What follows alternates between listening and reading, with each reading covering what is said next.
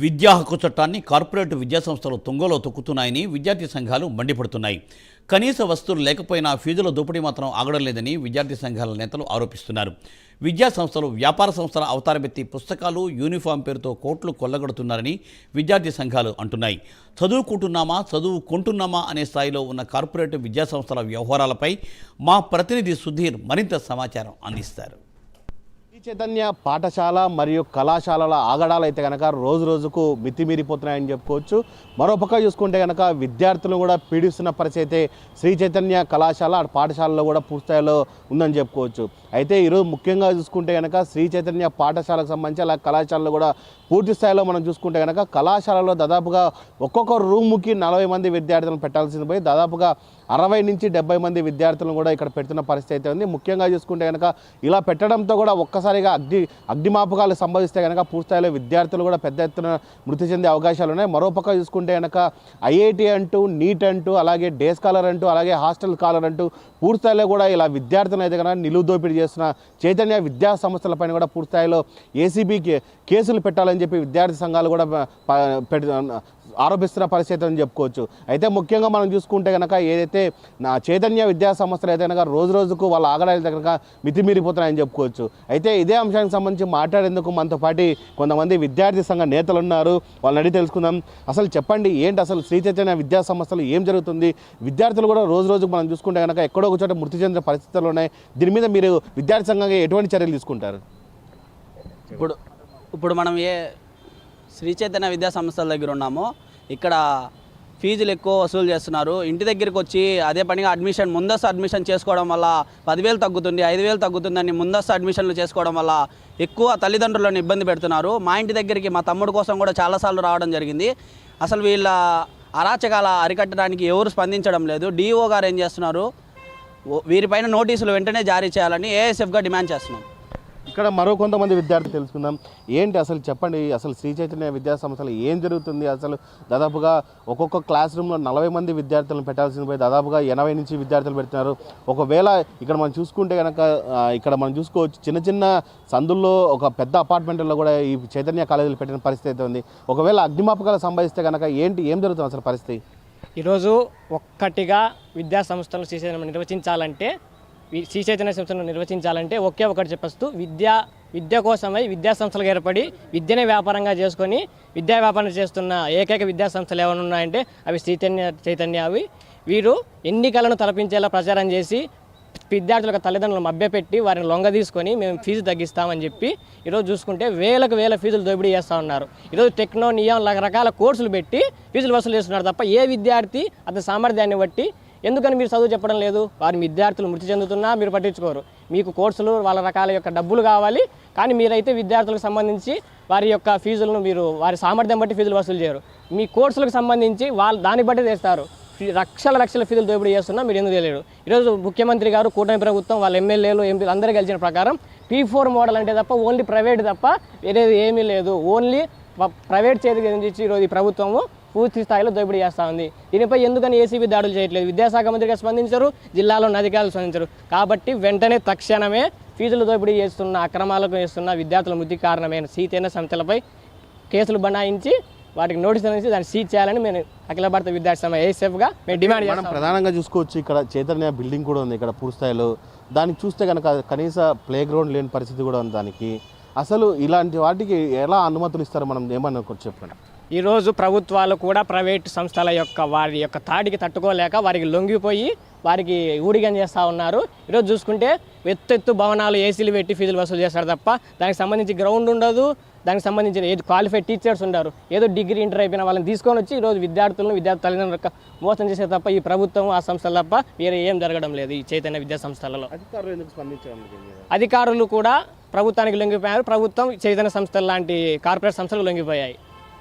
ఇది విద్యార్థులు చెప్తున్నది ఒకటే, పూర్తిస్థాయిలో కూడా అధికార యంత్రాంగం కూడా అటు శ్రీ చైతన్య విద్యా సంస్థలకు లొంగిపోయిందని చెప్తున్నారు. ఏదేమైనా సరే మనం చూసుకోవచ్చు, శ్రీ చైతన్య విద్యా సంస్థలు అయితే కనుక రోజు రోజు కూడా వారి ఆగడాలు అయితే కనుక మితిపురుతున్నాయని చెప్పుకోవచ్చు. ముఖ్యంగా చూసుకుంటే ఐఐటి అంటూ, నీట్ అంటూ, అలాగే డే స్కాలర్ అంటూ, అలాగే హాస్టల్ కాలేజ్ అంటూ పూర్తిస్థాయిలో కూడా లక్షలు కూడా విద్యార్థుల తల్లిదండ్రుల నుంచి కూడా పూర్తిస్థాయిలో కూడా డబ్బులు వసూలు చేస్తున్న పరిస్థితి అయితే ఉంది.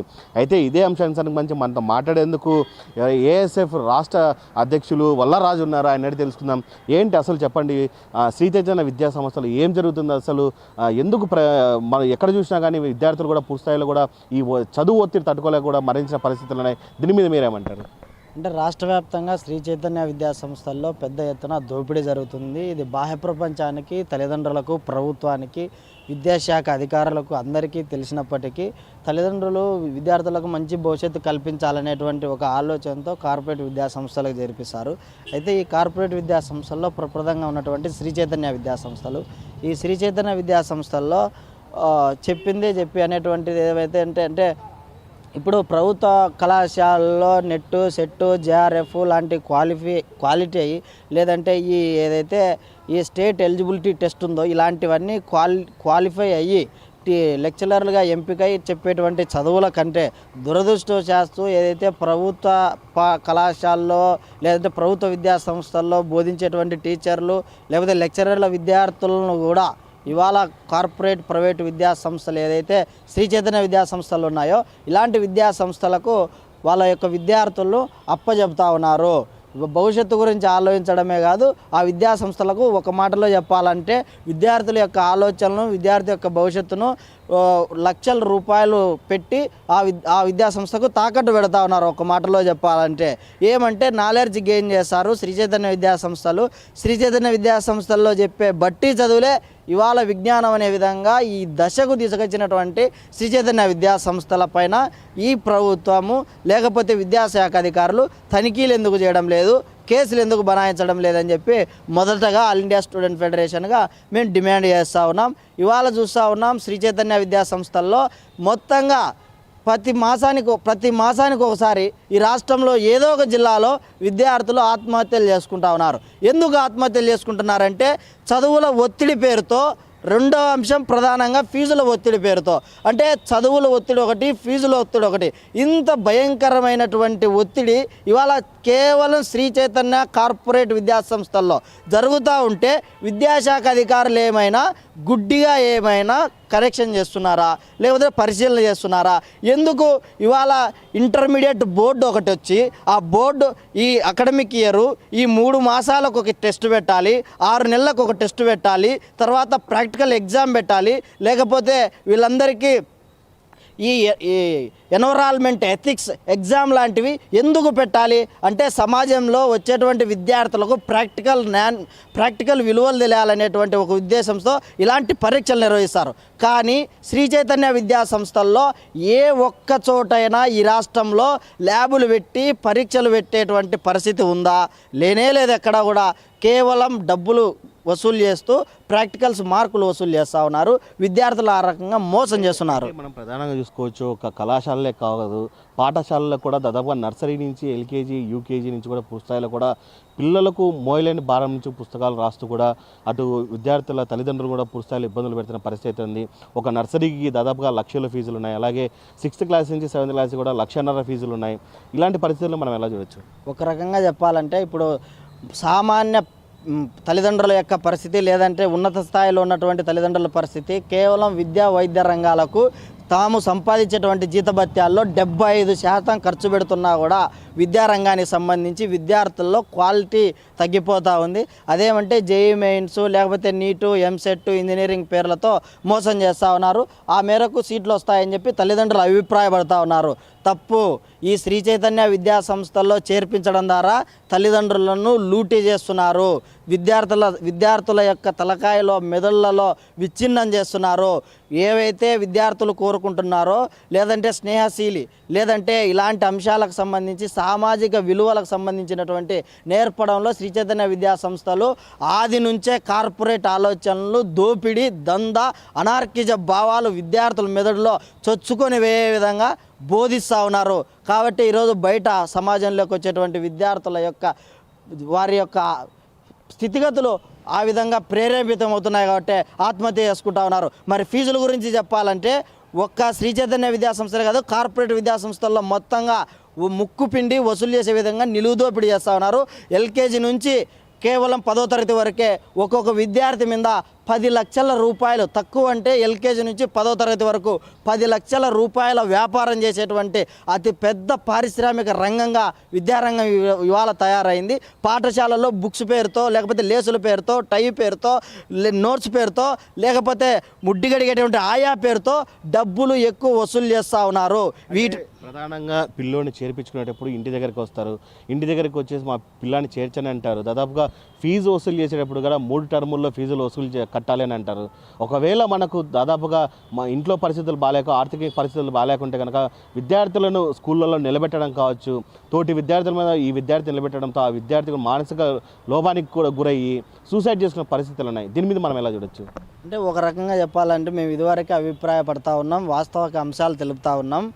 విద్యార్థులకు, తల్లిదండ్రులకు, ప్రజానికానికి తెలిపేది ఏమంటే శ్రీ చైతన్య విద్యాసంస్థలు, కార్పొరేట్ విద్యాసంస్థలు మొత్తంగా తల్లిదండ్రుల దగ్గరికి వచ్చి వాళ్ళ అకాడమిక్ ఇయర్ ఇంకా పూర్తి కాలేదు, ఇంకా పాఠశాలలో విద్యార్థులు చదువుతూ ఉన్నారు, 10వ తరగతి ఎస్ఎస్సి ఎగ్జామ్స్ నడుస్తూ ఉన్నాయి. ఓ పక్క శ్రీ చైతన్య విద్యాసంస్థల్లో ఎక్కడైనా విద్యాసంస్థల్లో జీవో నెంబర్ 1 ప్రకారం అక్కడ పనిచేసేటువంటి లెక్చరర్లకు లేదంటే టీచర్లకు ఏవైతే జీతభత్యాలు అందిస్తున్నామని చెప్పి, అంటే ఆ విద్యాసంస్థలో వచ్చేటువంటి 25% వచ్చేటువంటి ఆదాయం మొత్తంగా 25% లెక్చరర్లకు, టీచర్లకు జీతభత్య అందించాలి. అలాంటివి అందించకపోగా పాఠశాలల వద్దకు తల్లిదండ్రులను పంపించి, అంటే విద్యార్థులకు చేర్పించడం కోసం ఈ యొక్క టీచర్లను పంపించి ఒత్తిడి చేసి దోపిడీ చేసే విధంగా, అంటే ఎన్నికల ప్రచారం తలపించే విధంగా ఈరోజు శ్రీ చైతన్య విద్యాసంస్థలు ఈ యొక్క టీచర్ల మీద ఒత్తిడి చేసి విద్యార్థుల తల్లిదండ్రుల దగ్గరికి తీసుకొని వస్తూ ఉన్నారు. ఆ విధమైనటువంటి రంగుల ప్రపంచంలో విద్యార్థులను, తల్లిదండ్రులను ముంచి మీ అందరూ ముందే రిజిస్ట్రేషన్ చేసుకుంటే మీకు ఆ రకమైనటువంటి రాయితీలు కల్పిస్తామని చెప్పి మోసం చేస్తూ ఒక పక్క ఎస్బీఐ, లేకపోతే యూనియన్ బ్యాంకు, లేకపోతే ప్రైవేట్ బ్యాంకుల కంటే మిన్నంగా చక్రవడ్డీ, బారు వడ్డీ లాంటి వడ్డీల పేరుతో ఈఎంఐలు కట్టకపోతే ఏదైతే ఇన్స్టాల్మెంట్లు వసూలు చేస్తారో ఆ విధమైనటువంటి వడ్డీల మీద వడ్డీలు వేసి కూడా ఈ యొక్క విద్యా సంస్థలు ఈ రాష్ట్రంలో చాలా మేరకు వసూలు చేస్తూ ఉన్నాయి. ఈ విధమైనటువంటి వసూల దందా ముసుగును ఆపాలని చెప్పి ప్రభుత్వాన్ని, విద్యాశాఖ మంత్రిని మేము కోరుతా ఉన్నాం. ప్రధానంగా ఈ దోపిడీని కనుక ఆపకపోతే కనుక విద్యార్థి సంఘాలుగా మీరు ఏం చేయాలనుకుంటున్నారు? అసలు ఏదైతే శ్రీ చైతన్య విద్యాసంస్థలు కానీ, రాష్ట్రంలో ఉన్నటువంటి కార్పొరేట్ విద్యాసంస్థలు కానీ విద్యార్థి మరణాల పట్ల, లేదంటే ప్రాక్టికల్స్ నిర్వహించలేని కళాశాల పట్ల, ఫీజులు ఏదైతే దోపిడీ చేస్తున్నాయో ఇలాంటి అంశాల పట్ల విద్యాశాఖ మంత్రి నారా లోకేష్ ఈ రాష్ట్రంలో విద్యార్థి తరఫున మాట్లాడతానన్నటువంటి యువత ఇవాళ విద్యాశాఖ మంత్రి గారిని నమ్మి ఆ మేరకు ఆ ప్రభుత్వానికి, ఎన్డీఏ ప్రభుత్వానికి ఓట్లు వేసింది. విద్యా వైద్య రంగాలకు సంబంధించి వైద్యశాఖ మంత్రి సత్యకుమార్, విద్యాశాఖ మంత్రి నారా లోకేష్, లేకపోతే ఉన్నటువంటి యువత ఇవాళ పెద్ద ఎత్తున రాజకీయాల్లో ఉంది. ఏ పార్టీల అధికారంలో ఉన్నా విద్యా రంగాన్ని ప్రక్షాళన చేయాల్సినటువంటి అవసరం ఉంది. ఇవాళ విద్యార్థుల మెదడులు విచ్ఛిన్నమవుతూ ఉంటే, విద్యా వ్యవస్థ కార్పొరేటీకరణ, కాషాయీకరణ అవుతా ఉంటే ఈ ప్రభుత్వం చర్యలు తీసుకోకపోతే విద్యార్థుల తల్లిదండ్రులతో కలిసి పెద్ద ఎత్తున ఆందోళన చేయడం తప్పదని చెప్పి ఈ సందర్భంగా హెచ్చరిక చేస్తూ ఉన్నాం. ఇది ప్రధానంగా చూసుకుంటే కనుక విద్యా సంస్థలు కూడా, చైతన్య విద్యా సంస్థలు కూడా రోజు రోజుకు మితిమీరిపోతున్నాయని చెప్తున్నారు. ఏదేమైనా సరే ఇప్పటికైనా రాష్ట్ర ప్రభుత్వం దీన్ని కలగేసుకొని చైతన్య విద్యా సంస్థలు జరిగేటువంటి అవినీతిని పూర్తిస్థాయిలో బయటికి తీయాలని, అలాగే ఈ టెక్నో, అలాగే టెక్నో, ఐఐటి, నీట్ అని ఏదైతే పేర్లు పెట్టి పేద ప్రజలను అలాగే తల్లిదండ్రులు ఇబ్బందులు పెడుతున్నారో దీనిపైన కూడా దృష్టి సారించాలని చెప్పి విద్యార్థి సంఘ నాయకులు చెప్తున్న పరిస్థితి ఉంది. ఏదేమైనా సరే శ్రీ చైతన్య ఆగడాలను కూడా మేము విద్యార్థి సంఘాలు కూడా పూర్తిస్థాయిలో ఏదైతే చేస్తున్నారో దీన్ని కూడా రానున్న రోజుల్లో కూడా ఉద్యమిస్తామని చెప్పి విద్యార్థి సంఘ నాయకులు చెప్తున్న పరిస్థితి ఉంది. వీడియో జర్నలిస్ట్ రాకేష్తో సుధీర్, ప్రైమ్ న్యూస్, కడప.